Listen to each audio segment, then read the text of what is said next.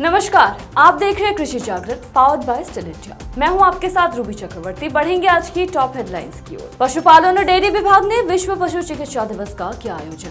कृषि मंत्री नरेंद्र सिंह तोमर ने दिल्ली हाट में मिलेट्स एक्सपीरियंस सेंटर का किया शुभारंभ। अंगदान करने पर मिलेगी 42 दिन की छुट्टी, केंद्र सरकार ने जारी किया नोटिफिकेशन। बिहार के कृषि विश्वविद्यालय में सरकारी नौकरी करने का बड़ा मौका, निकली बम्पर बहाली। अच्छी कमाई के लिए करें मधुमक्खी पालन, कम खर्च से बन सकेंगे लखपति। दिल्ली के लोगों को गर्मी से मिली राहत, आज उत्तर प्रदेश और बिहार में भारी बारिश की संभावना। बढ़ेंगे खबरों की ओर। हर साल अप्रैल के अंतिम शनिवार को विश्व पशु चिकित्सा दिवस मनाया जाता है और ऐसे में इस अवसर पर पशुपालन और डेयरी विभाग भारतीय पशु चिकित्सा परिषद के सहयोग से विश्व पशु चिकित्सा दिवस 2023 का आयोजन किया जा रहा है। इस समारोह में केंद्रीय मत्स्य पालन, पशुपालन और डेयरी मंत्री पुरुषोत्तम रूपाला, मत्स्य पालन, पशुपालन और डेयरी राज्य मंत्री डॉक्टर संजीव कुमार बालियान और मत्स्य पालन, पशुपालन और डेयरी राज्य मंत्री एल मुरुगन ने भाग लिया।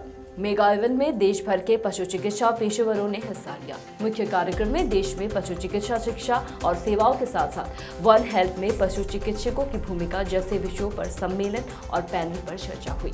बता दें कि इस साल की थीम पशु चिकित्सा क्षेत्र में विविधता, समानता और समावेश को बढ़ावा देना है। कृषि और किसान कल्याण मंत्रालय यानी कि MoA&AMPFW और national agriculture cooperative marketing federation of India limited यानी कि नेफेड ने दिल्ली हाट INA में श्री अन्न नाम से एक बाजरा अनुभव केंद्र शुरू किया है।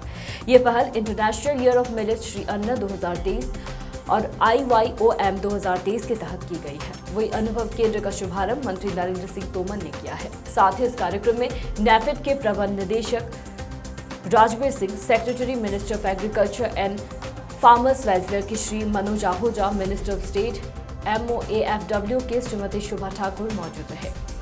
नेफेड के प्रबंध निदेशक राजवीर सिंह ने संबोधन के दौरान संयुक्त प्रयासों की प्रशंसा की और कहा कि मिलेट्स एक्सपीरियंस सेंटर यानी कि श्री अन्न एक अनूठी अवधारणा है जो मोटे अनाज श्री अन्न की अपार क्षमता को पहचानेगा।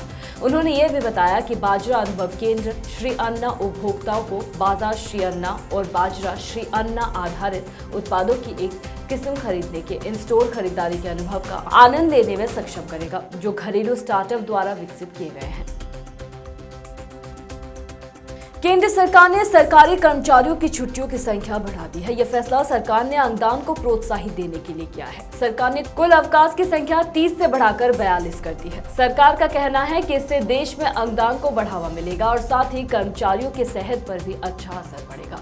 सरकार ने कहा कि अक्सर देखा जाता है कि कर्मचारी अपने अंगदान के बाद शरीर को आराम देने के लिए सही तरह से समय नहीं दे पाते थे।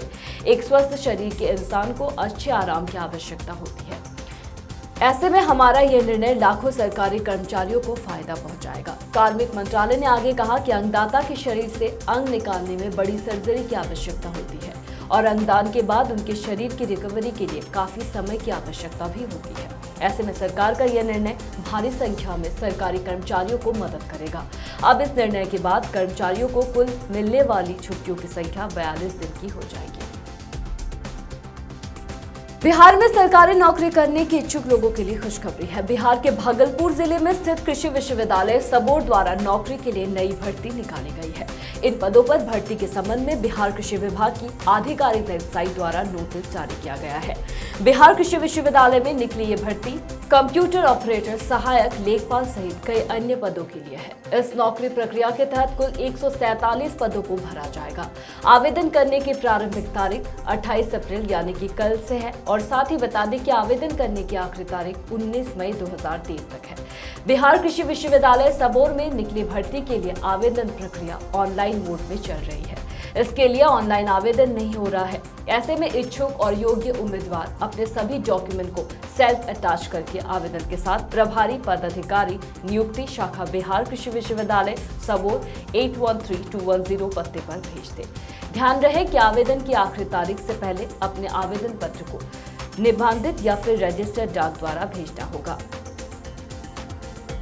अगर आप नौकरी के साथ साथ कुछ और कमाई के जरिया ढूंढ रहे हैं तो आपके लिए मधुमक्खी का पालन काफी अच्छा रहेगा। मधुमक्खी के व्यवसाय से आप काफी अच्छा कमाई कर सकते हैं और ये एक पर्यावरण के अनुकूल एक अच्छा व्यवसाय हो सकता है। मधुमक्खी पालन के लिए आपको अच्छे प्रशिक्षण की जरूरत होती है। मधुमक्खियों को पोषण मकरंद द्वारा होता है। मधुमक्खी पालन से पहले आपको एक सही जगह का चुनाव करना चाहिए। इसके लिए एक सही ऋतु भी निर्भर करती है, क्योंकि मधुमक्खी के शहद को बनाने के लिए इनको खेतों के पराग से रस लेना होता है। मधुमक्खियों को नींबू, अमरूद, आम, अंगूर और अनार की फसलों से अच्छी मात्रा में मकरंद मिल जाता है।